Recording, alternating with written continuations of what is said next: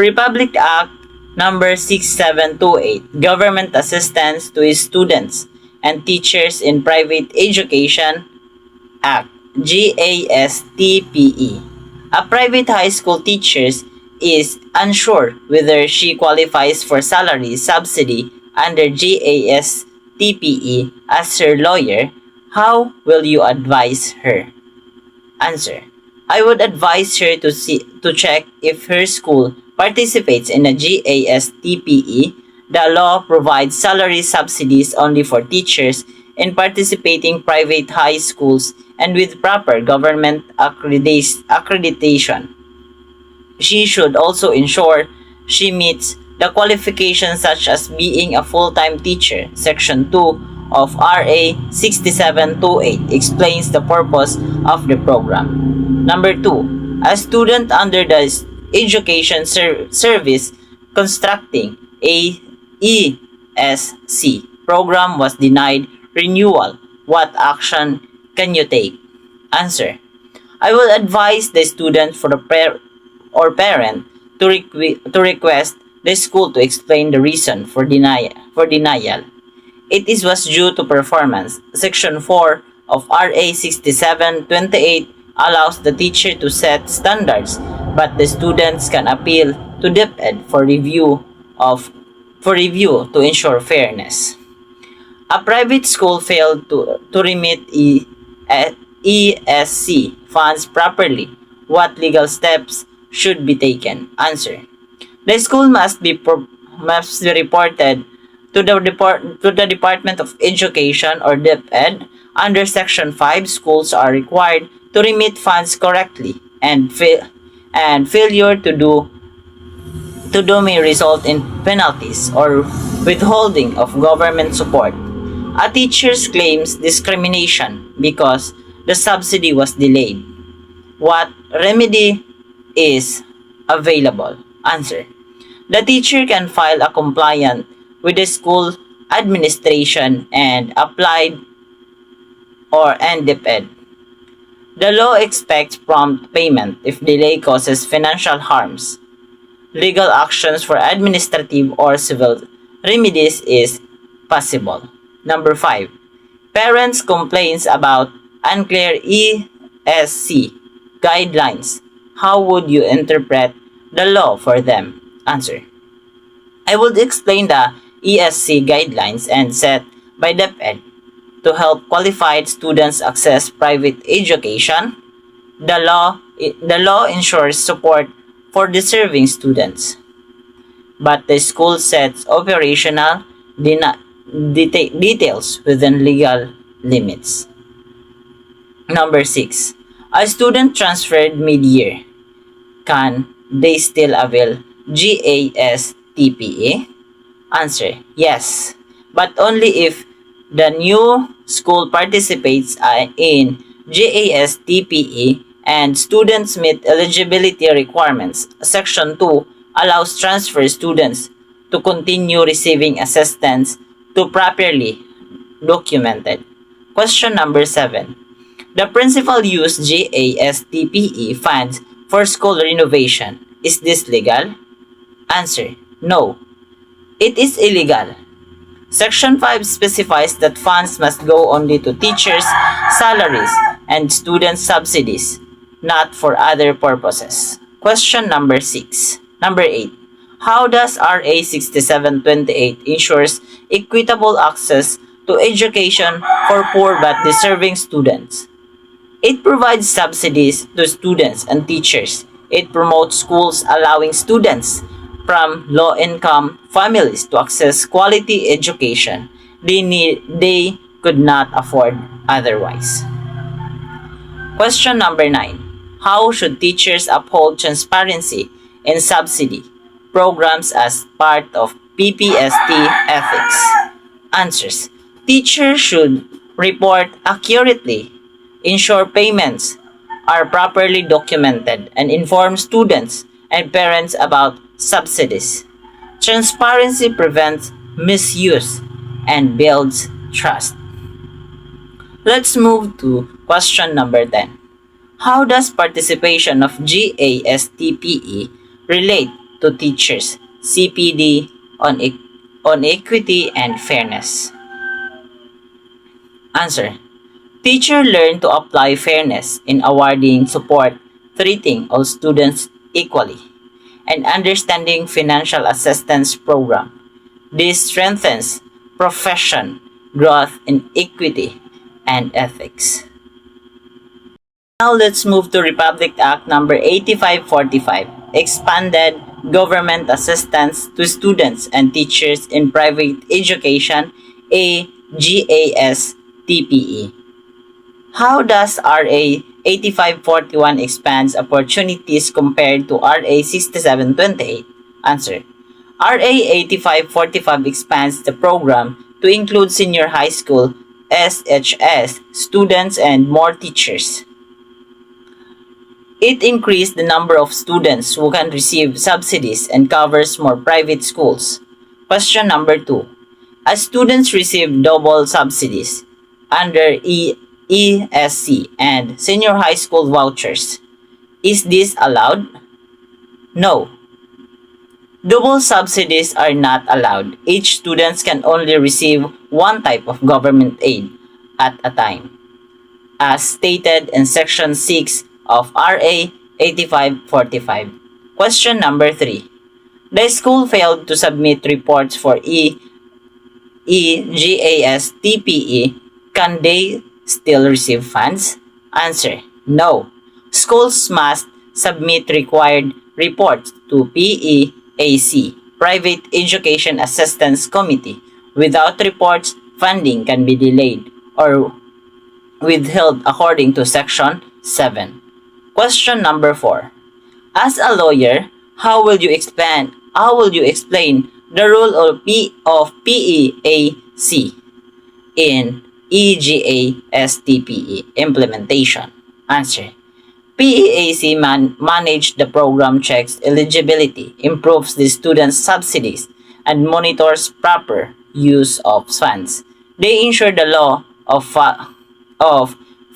law is followed fairly. Question number 5. Can a teacher use the EGAS-TPE subsidy to fund graduate students? No. Subsidies are extended for teachers' salary and student tuition, not personal education expenses. Question number 6.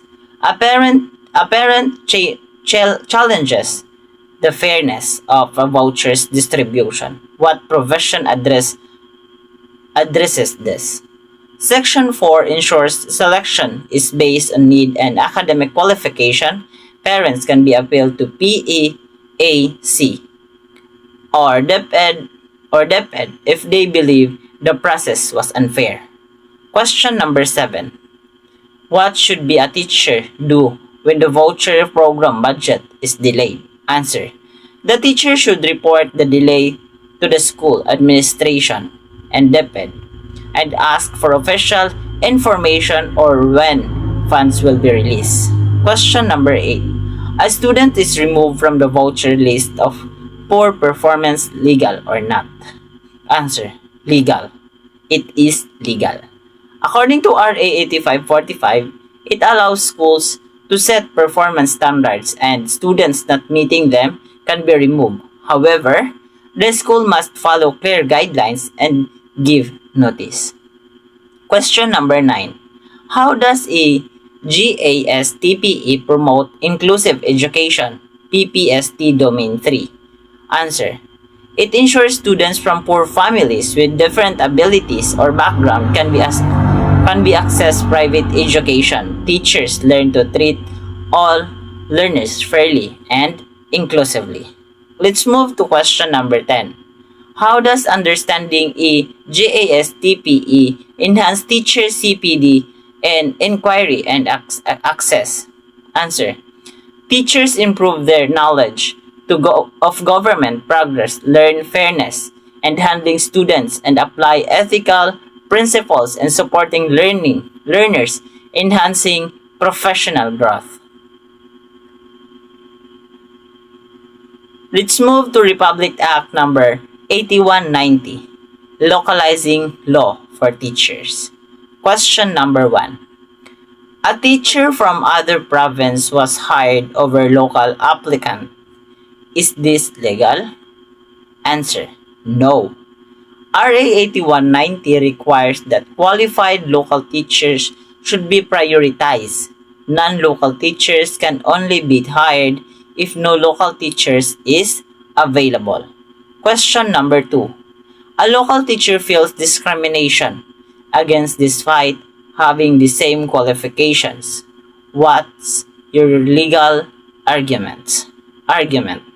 Answer: the law gives preference to local teachers. Hiring non-local teachers over a qualified local teachers may violated RA 8190 and could be appealed to the school board or DepEd. Let's move to question number 3. How can a teacher refuse reassignment due to RA 8190? My answer: yes. If reassigned violates local hiring rules, the teacher can request to remain in the local area. The law supports local reference. Question number 4. How does localization strengthening community involvement in schools? Answer: local teachers understand the community culture and needs. They can build better relationship with students, parents, and the community. Question number 5. A principal insists on hiring a friend from outside the town. How do you respond? I would advise the principal that RA 8190 requires prioritizing local applicants. Hiring a non-local friend without justification is illegal and unfair to everyone. Let's move to question number 6. How does RA 8190 support PPST Domain 6 community linkages? Answer: by hiring local teachers, schools strengthen connections with the community, improving collaboration and support for learners. Question number 7. In case of shortage, can a non-local teacher be prioritized? Yes, only if no qualified local teacher is available. The law allows non-locals in special cases. Number 8. How do localization and merit coexist legally under the law? Answer: the law prioritizes local teachers but still requires that they are qualified. So, hiring is both fair, merit-based, and supportive of local preference. Let's move to question number 9. How should a teacher advocate for local empowerment under CPD? Teachers can participate in training, share local knowledge, and mentor students, showing the value of local expertise and community service. Let's move to the last questions about RA 8190. Why is RA 8190 crucial for building makabayan and community-oriented teachers? Because it ensures teachers understand local culture, care for their community, and teach values that encourage nationalism and civic responsibility. Let's move to Republic Act number 7877 or Anti-Sexual Harassment Act of 1995. Question number 1. A teacher jokes with the students suggestively. What is your legal interpretation? This is sexual harassment. RA 7877 considers any unwelcome sexual behavior, including jokes, as harassment in schools or workplace. Question number 2. A male teacher was accused of harassment online. How do you defend or advise him? I would advise him to cooperate with the investigation, provide evidence, of, of consent or misunderstanding if inappropriate, and ensure no repeated behavior. The school or DepEd will follow legal procedures. Let's move to question number 3. What is the school head's obligation under the RA 7877? The school head must prevent sexual harassment, investigate complaints, and apply disciplinary actions according to the law. Question number 4. A teacher feels harassed by a superior. What should she do? She should report the harassment to the school authority, Human Resource Department, or the Commission of Human Rights. RA 7877 protect complainants from retaliation. Let's move to question number 5. How does this law protect both students and teachers? It protects in the school from unwanted sexual behavior and ensures there is a safe environment for learning and teaching. Question number 6. What constitutes of hostile environment under RA 7877? Any repeated sexual behavior or comments that make someone uncomfortable, scared, or unable to work or study safely is a hostile environment. Let's move to question number 7. How do you connect RA 7877 to PPST ethics and personal conduct? Answer. Teachers must model respectful behavior, treat learners fairly, and maintain professionalism, avoiding harassment in part of ethical conduct in teaching. Question number 8. How consent excuse sexual harassment? Answer. No. Even if someone seems to agree, harassment in a school setting is still taken seriously, especially if there is power imbalance. Question number 9. What disciplinary actions apply under DepEd or CHED policies? Actions include varying suspensions of dismissal depending on severity in line with DepEd or CHED regulations and RA 7877. Let's move to question number 10. How can CPD training help prevent violations of this law? Answer. CPD can teach teachers about respectful behavior, recognizing harassment, and creating safe classrooms, preventing legal violation.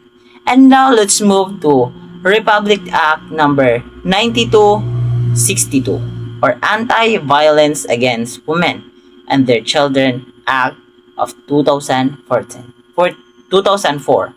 Question number 1. A teacher's spouse reports physical abuse. What legal protection is available? Answer. RA 9262 provides protection under that prevent the abuser from harming the victim. The teacher can also seek police help and file a complaint in a court. Question number 2.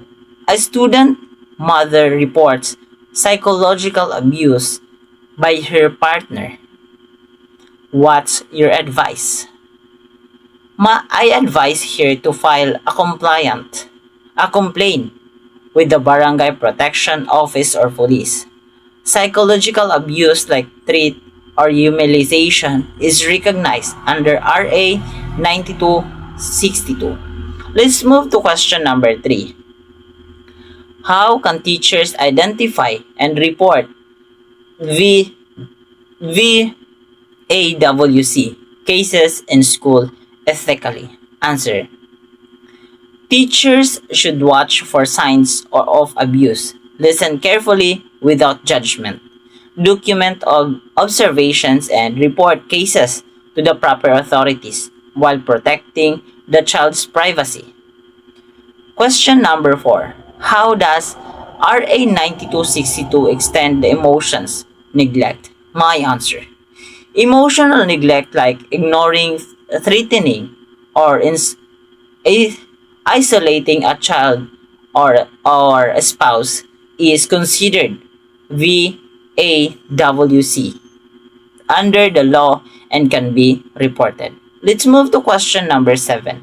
Can a woman teacher file a VWC case for financial abandonment? Answer, yes. RA 9262 includes economic abuse such as refusing to provide support for the family as punishable offense. Question number 6. What's the penalty for violating protection orders? Answer, violators can be faced imprisonment, fines, or both depending on the severity of violation under Section 15 of RA 9262. Question number 7. How should schools handle teachers accused under RA 9262? Answer, the school must follow due process, suspend an accused if necessary, and cooperate with authorities while ensuring safety for students and staff. Let's move to question number 8. How does this law promote PPST Domain 3? Learners' diversity.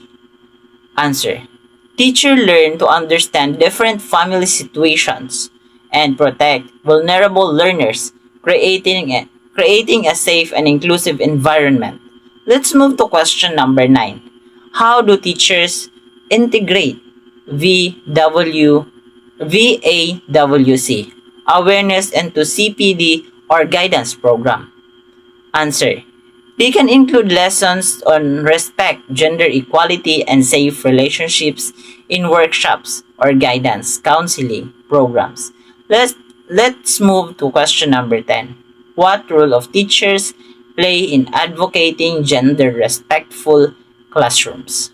And my answer is, teachers model respectful behavior, prevent bullying or abuse, teach gender equality, and create safe spaces for all learners. Now let's move to Republic Act number 9710, or known as Magna Carta for Women. Question number 1. A pregnant teacher was denied maternity leave. What's your legal basis to defend her? My answer is, the RA 9710 guarantees maternity leave for women. Denying it violates Section 13, which ensures health and welfare for pregnant employees. Let's move to question number 2. A female applicant was rejected due to age. What section of RA 9710 applies? My answer, Section 4 protects women from discrimination including age. Rejection based solely on age is illegal under this law. Question number 3. How does the law ensure equal treatment in the teaching profession? Answer, it requires schools to treat women equally in hiring, promotion, pay, and benefits, ensuring no gender gender-based discrimination. Question number 4. How can schools create a gender-responsive environment? Schools can provide equal opportunities, safe spaces, anti-discrimination policies, and programs that respect both genders. Question number 5. How can teachers apply gender sensitivity in classroom management? My answer is, teachers should treat all students fairly, avoid stereotypes, respect diverse needs, and encourage participation of all genders. Let's move to question number 6. How do you connect RA 9710 with PPST Domain 3, diversity of learners? My answer is, teacher learns to recognize individual differences respect gender rights, and provide inclusive support to all learners. Question number 7. What are the penalties for violating women's rights at work? Answer. Employers can face fines, legal sanctions, or administrative penalties for discrimination or denying women their rights. Question number 8. How can CPD promote gender advocacy among teachers? Answer. CPD can train teachers on gender equality, inclusive teaching, and protecting women's rights in schools. Question number 8. Question number 9.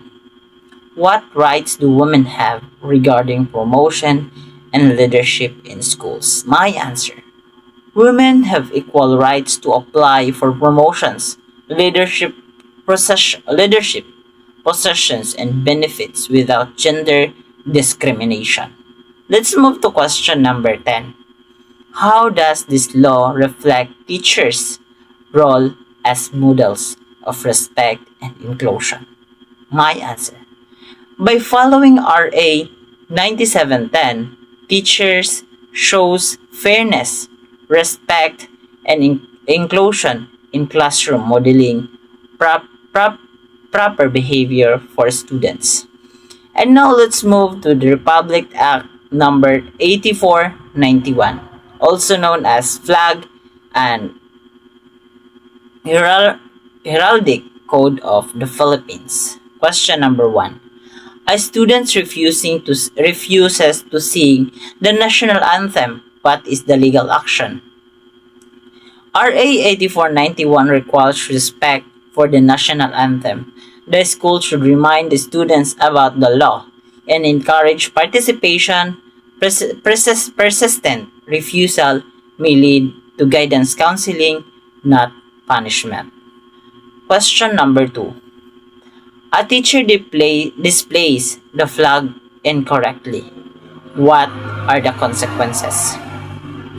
Answer. The teacher can be reprimanded because RA 8491 requires proper display of flag. Misuse shows disrespect for national symbols. Question number 3. How should school preserve flag days under RA 8491? Answer. Schools must hold ceremonies, displays the flags properly, and sing the national anthem in honor of the country and on official flag days. Question number 4. What is the penalty of disrespecting the national symbols? My answer is, violators can face fines or imprisonments depending on the offense, as stated in Section 22 of RA 8491. And now let's move to question number 5. How does this law promote nationalism? EPST Domain 7. It teaches students respect for the country, its symbols, and history, building love for the nation. Let's move to question number 6. How should teacher correct a learner who mishandles the flag? Answer. The teacher should explain the proper use of flag and guide the students to handle it respectfully, following RA 8491. Let's move to question number 7. Is the legal imprint of flag of shirts and advertisement? Answer. No. RA 8491 prohibits using the flag for commercial purposes. It should be treated with respect. Question number 8. How do you think link respect for the flag to teaching civic values? Answer. Respecting the flag teaches students responsibility, patriotism, and civic pride, which are their civics values. Question number 9. How can CPD seminars strengthen nationalism among teachers? Answer. CPD can train teachers on national symbols, ceremonies, and patriotic teaching strategies, reinforcing their role as national role models. Let moves let move to question number 10. How do you explain the law's importance to young learners? Answer. Teachers can explain that the flags represent the country, freedom, and unity, and respecting it shows love for the nation. Let's move to Republic Act number 10157 or Kindergarten Education Act. Question number 1. Can a child under 5 be admitted to kindergarten? Answer. No. RA 10157 requires children to be at least 5 years old to enroll in kindergarten for the proper development and learning readiness. Question number 2. How does the law ensure holistic early childhood education? Answer. It requires programs that develop physical, social, emotional, and cognitive skills, promoting overall growth for young learners. Question number 3. What are the teachers' qualifications under RA 10157? Answer.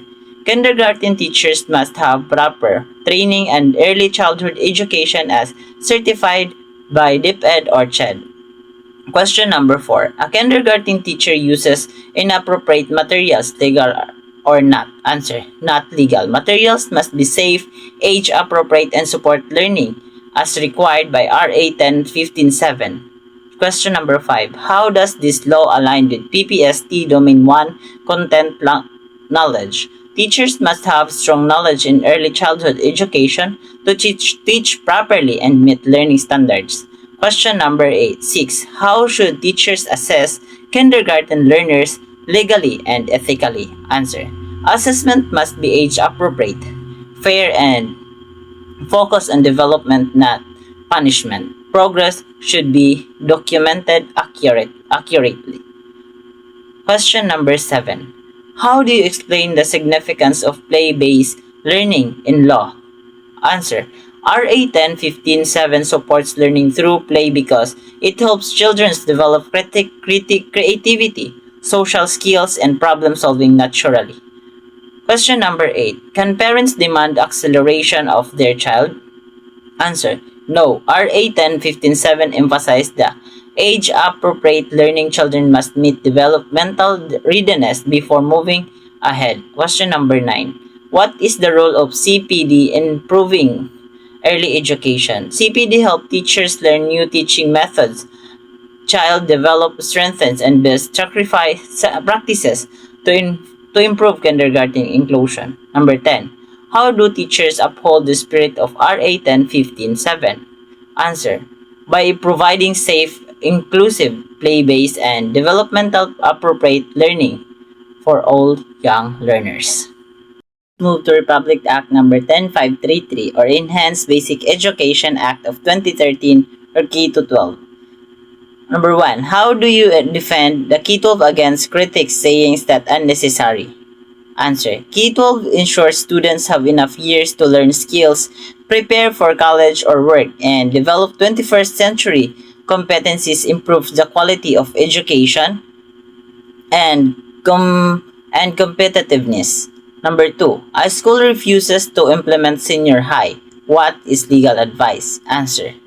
Schools are required by law to implement senior high school. Refusal may be reported to DepEd, which can be enforced compliance and apply penalties. Question number 3. How does the K-12 promote 21st century skills under PPST? Answer. It develops critical thinking, creativity, collaboration, communication, and digital literacy in students, aligning with PPST skills domains. Question number 4. How should teachers handle parents opposing the new curriculum? My answer. Teachers should explain the benefits, legal requirements, and future advantages for students using clear and respectful communication. Question number 5. Can DepEd penalize schools not aligning with the K-12? Answers. Yes. RA 10533 allows DepEd to enforce compliance with may include sanctions for adherence. Question number 6. How does RA 10533 integrate local and global content? My answer. The curriculum includes local cultures, values, and historical while teaching global knowledge and skills, balancing local identity and global competence. Question number 7. How can CPD help teachers adapt to K-12 changes? Answer. My answer. CPD programs provide training or new subject, teaching strategies, assessment methods, and content upholds to ensure effective delivery. Question number 8. What your legal explanation of spiral progression? My answer. Spiral progression means students revisit concepts of higher levels over time. The law requires the curriculum to build on prior knowledge or for deeper learning. Question number 9. How do you defend competency-based learning under this law? My answer. Competency-based learning ensures students master skills and knowledge before moving to the next levels, promoting mastery and readiness. Question number 10. How does the K-12 promotes lifelong learning for teachers? My answer is, teachers must continuously improve through CPD, updating skills, knowledge, and teaching strategies, fostering professional growth. To Republic Act number 1093-1 or Universal Access to Quality Tertiary Education Act, Free Tuition Law. Number 1. Can a student be charged miscellaneous fees under RA 1093-1? Answer, no. RA 1093-1 provides free tuition and other mandatory school fees in state universities and colleges, SUCS, and local universities only. Non-mandatory fees may be charged. Number 2. A student lost their scholarship due to poor grades. Is this lawful? Yes, scholarship have academic requirements. Losing a scholarship for not meeting the standards is legal under the guidelines. Question number 3. How do private schools benefit from RA 10931? Answer. Private schools may receive government support through vouchers, programs, and grants for students, helping increases enrollment and quality education. Question number 4. What is the role of DES in equitable access to education? My answer is, the Tertiary Education Subsidy or TES helps poor but deserving students afford college, ensuring equal access to quality education. Let's move to question number 5. How does this law supports PPST Domain 2 learning environment? My answer is, teachers create inclusive learning environments where students from all economic backgrounds can participate fully without financial barriers. Question number 6. How can teachers advocate free education while maintaining quality? Answer. Teachers should provide effective transactions, maintains academic standards, and guide students to succeed even in a free education system. Question number 7. How should universities handle violations of free tuition? My answer. School must support and correct violations, refund improperly collected fees, and comply with the DepEd or CHED monitoring rules. Question number 8. How does RA 10931 connect to the right to education under Constitution? Answer. It guarantees every Filipino the right to free quality tertiary education, fulfilling the constitutional mandate for accessible education. Question number 9. How can CPD programs prepare teachers to teach an accessible education system? My answer. CPD equips teachers with strategies to handle diverse learners, manage large classrooms, and maintain quality teaching in inclusive setting. Let's move to last question. Why is RA 10931 vital to achieving inclusive and equitable quality education? My answer is, it improves financial barriers, allowing all students to access higher education, helping the nation achieve quality and improve human capital. And that's all. Thank you.